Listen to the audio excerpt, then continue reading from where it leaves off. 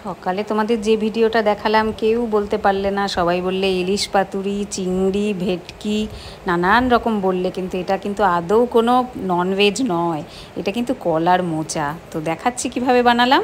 প্রথমেই কলাটাকে দেখো আমি ভালো করে ছাড়াইনি, কিন্তু এটা জাস্ট একটা পাত্রে নিয়ে নিয়েছি এবং সেদ্ধ করে নেব, জাস্ট একটু নুন দিয়েছিলাম। এবার তোমাদের সকালে আর একটা ভিডিওতে দেখিয়েছি কিভাবে কত তাড়াতাড়ি এই ভেতরের অংশগুলো পরিষ্কার করতে হয়। তোমরা যদি আগে ছাড়াতে বসো তাহলে প্রায় ঘন্টাখানেক লেগে যায় এবং হাতটা ভীষণ কালো কালোও হয়ে যায়। তো এইভাবে যদি সেদ্ধ করে একটু চেপে ধরে তার আগাগুলোকে ছুরির সাহায্যে কেটে নিতে পারো তাহলে কিন্তু জাস্ট 1 মিনিট লাগে। আমি দেখে নিয়েছি, জাস্ট গুনে গুনে 1 মিনিটই লাগে, তার বেশি কিন্তু লাগে না। তো যারা ভীষণ ভয় পাও কলার মোচা ছাড়াতে, যে খাবো না, অনেক ঝঞ্ঝাট ছাড়ানোর জন্য, তাদের জন্য কিন্তু এই ট্রিক্সটা ভীষণ উপকারী। তোমরা কিন্তু এটা অবশ্যই ট্রাই করো একবার। যদি অসফল হয় তাহলে কিন্তু আমাকে কমেন্ট করে অবশ্যই বলো। এটা করাটা আমার মনে হয় অনেক বেশি সহজ।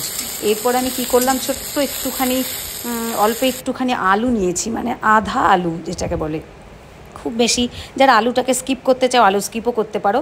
একটু পেঁয়াজ, রসুন, আদা, টমেটো দিয়ে আলুটাকে আমি একটু জাস্ট ভেজে নিয়েছি। এবার আমি মোচাটাকে একটা মিক্সিতে পেস্ট করে নিয়েছি।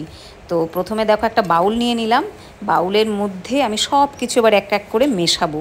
খুবই কম সময় জিনিসটা বানানো যায়। তো আমি আলু, পেঁয়াজ, রসুন দিয়ে যে পেস্টটা বানিয়েছিলাম ওটা হালকা শুকনো খোলাতে তোমরা যদি একটু ভেজে নিতে পারো তাহলে কিন্তু কাঁচা গন্ধটা চলে যায়। এমনি পাতুরিতে কাঁচাই দেয়, কিন্তু আমি একটুখানি হালকা করে ভেজে নেব যাতে একদমই কোনো রকম কাঁচা গন্ধ না থাকে।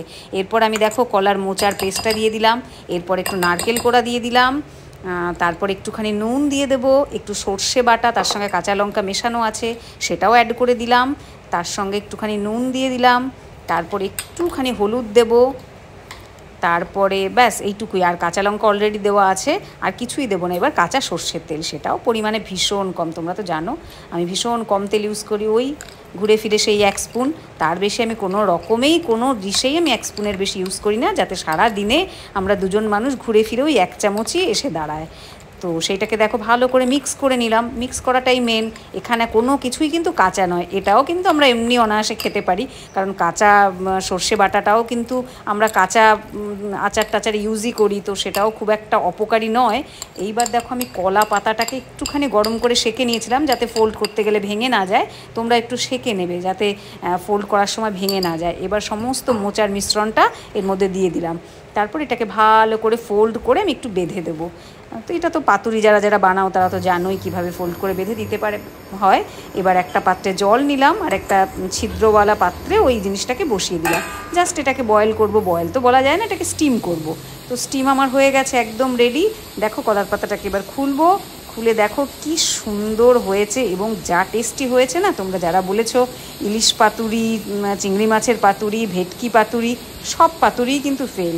সত্যি সত্যি কিছু ভেজিটেরিয়ান খাবার আছে যেগুলো কিন্তু ননভেজকেও হার মানায়। তোমরা অবশ্যই একবার করে দেখো আর অবশ্যই কমেন্টে লিখো কেমন লাগবে।